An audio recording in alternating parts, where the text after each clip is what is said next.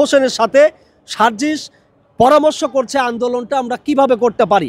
আপনি বলেন, শেখ হাসিনার সরকার পতন হবে, শেখ হাসিনার সরকারের মানে একটা অঙ্গ সংগঠনের মূল যে সভাপতি, তার কাছে পরামর্শ নিয়ে কি মানে এই সরকারকে পতন ঘটানো সম্ভব হবে? কখনোই হবে না।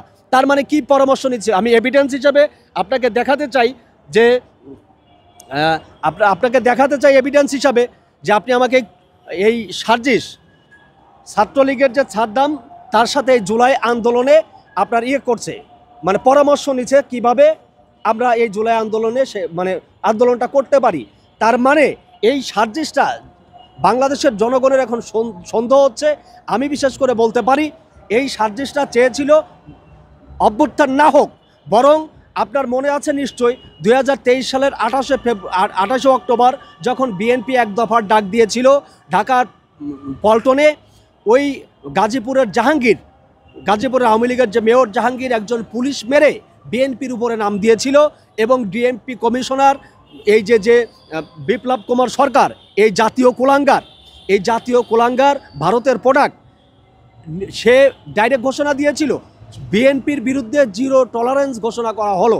এখানে রাজনৈতিক কারণে বিএনপি জামাত কথাটা বলেছিল শেখ হাসিনার ব্রেনে, যে বিএনপি জামাত যদি না বলি তাহলে বিএনপি মনে করবে জামাত চাপে নাই।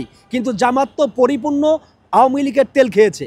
জামাত তো পরিপূর্ণভাবে আওয়ামী লীগের সাথে আঘাত করে তাদের নেতাকর্মীকে, ছাত্র শিবিরকে তারা আওয়ামী লীগের ভিতরে ঢুকিয়ে দিয়েছে।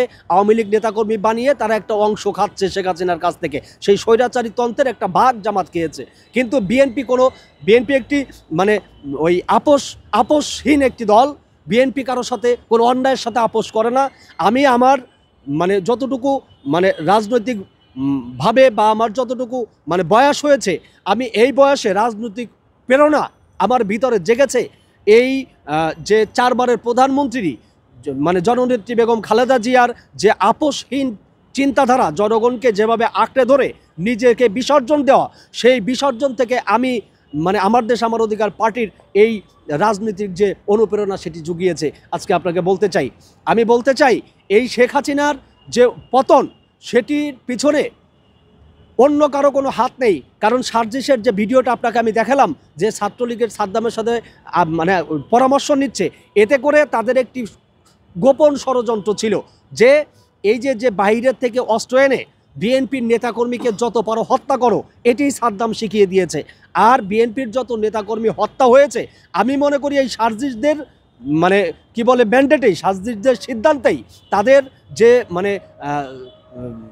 তাদের যে নিজেদের আত্মশুদ্ধি লাভের জন্য একদিকে অর্থ, দুই দিকে জাতির পিতা হবে, এক ঢিলে দুই পাখি মারার জন্য বিএনপির নেতাকর্মীদেরকে হত্যা করেছে।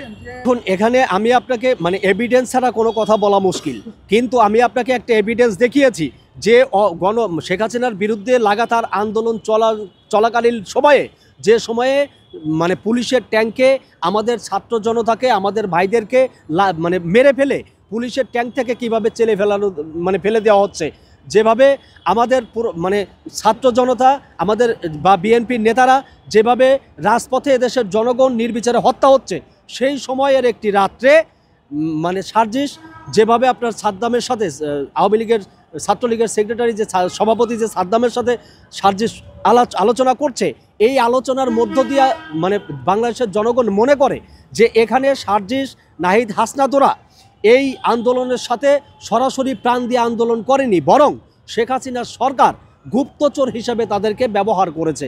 তারা বিএনপি বা এই আন্দোলনের যে মুভমেন্ট কোন দিকে যাচ্ছে, কি ব্যবহার হচ্ছে, কোথা থেকে কিভাবে আন্দোলনটা অ্যাটাক করা হবে, সমস্ত তথ্য পাত্র তাদেরকে ওই সাদ্দামকে তারা করেছে, পাচার করেছে।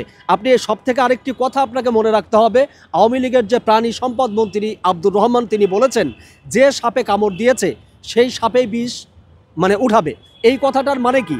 ছাত্রলীগের সাথে এই সার্জিসের যে একটি অন্তরঙ্গ সম্পর্ক রয়েছে, সেটা আওয়ামী লীগের প্রোডাক্ট হয়ে যেভাবে তথ্য দেওয়ার কথা সেই তথ্য দিয়েছে। কিন্তু তারপরেও যখন অভ্যুত্থান হয়ে গেছে, তখন এই যে আওয়ামী লীগের পানি সম্পদ মন্ত্রী আব্দুর রহমান সাহেব, তিনি বুঝে ফেলেছেন যে তার সার্জিসেরা হয়তো বা কোনো সহযোগিতা করেছে।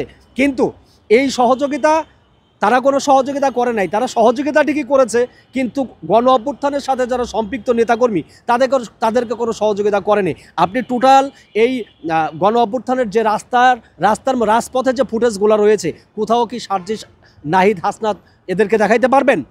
কোঠা আন্দোলনের সময় যে 4 দিন আন্দোলন চলেছিল, লাস্টের 4 দিন কোঠা আন্দোলনে নাহিদদেরকে দেখা গেছে, আর তারপরে বেশ কিছুদিন দেখা যায়নি, পরে হঠাৎ একদিন দেখা গেল ডিবির ভাতের হোটেলে। তো আর এই গণ অভ্যুত্থানের যে আপনার মানে 1 জুলাই থেকে 5 তারিখ